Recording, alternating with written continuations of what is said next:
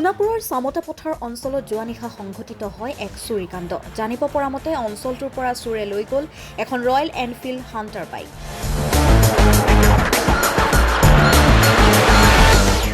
চুৰি হোৱা বাইকখনৰ নম্বৰ হৈছে AS01FH9177।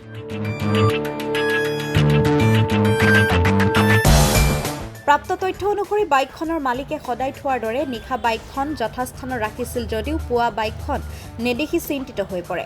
বহু বিচাৰ খোচৰ কৰিও কোনো সংকুত্ত লাভ নকৰাত অৱশেষত চুৰি হোৱা কথা নিশ্চিত হয়।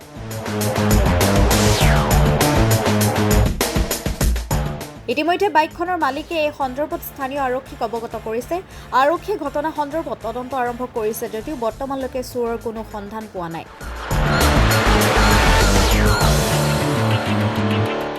যদি কোনো ব্যক্তিয়ে এই নম্বৰৰ বাইকখন ক'ৰবাত প্ৰত্যক্ষ কৰে তেন্তে নিকটৱৰ্তী আৰক্ষী থানাত যোগাযোগ কৰক।